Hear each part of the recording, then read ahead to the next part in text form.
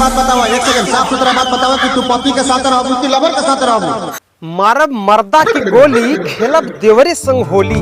यह गाना के अपार सफलता के बाद अरविंद अकेला उर्फ कल्लू जी यह गाना पे इतना जबरदस्त मने कि पैसा कमैलन है, व्यूज कमैलन है कि फिर यही टॉपिक पे एगो लगन स्पेशल सॉन्ग लेके आ गइल बाटे।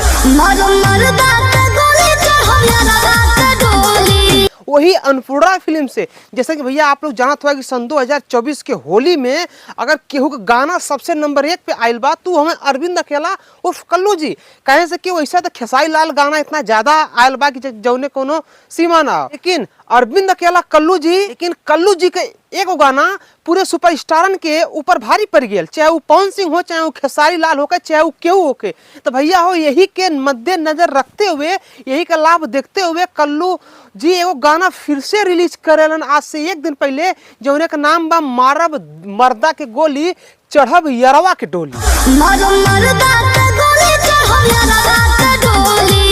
कैस भैया हो आप लोग जानते हो कि जब एक बार कौनो भी आदमी कहीं भी कौनो चीज पे स्वाद पा जाला तो क्या आदत लग जाले। तो अरविंद अकेला कल्लू जी झकोरा न्यूज के गिरी बाबा को वॉइस यूज करके होली में तो गर्दा मचाई डालन है, फिर वही के वॉइस यूज करके फिर भैया वो चापत हुआ आपकी लगन स्पेशल में, और उनकर पूर्ण रूप से तैयारी बा कि लगन स्पेशल में भी हम ही राज करी जैसे होली में राज कैली है।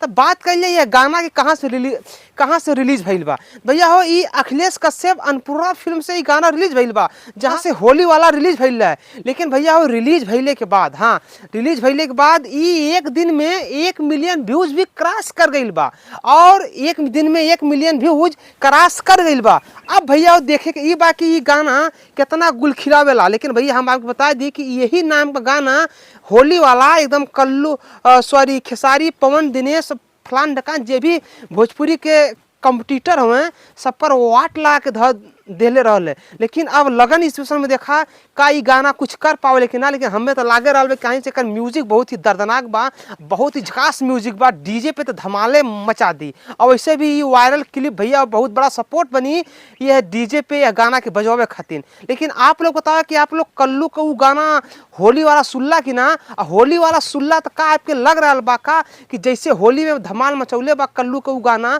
तो का लगन में भी कल्लू जी का ये गाना धमाल मचाई का। एकदम बहुत ही बड़े पैमाने पे अगर शूटिंग भी कैल गई बा, एकदम स्टेज सजा के, मतलब ये शादी ब्याह जैसे माहौल होला, मंच बनावल जाला, जमाल बनावल जाला, दूल्हा आवेलन, दुल्हन आवेलिन, दुल्हन भैया में सिमरन काम किए ही, और भी ऐसा एकदम आपको लगे कि कोनो शादी के सेटअप बा, शादी के सेटअप बना के अच्छा खासा पैसा भी पर खर्च कैल गई बा।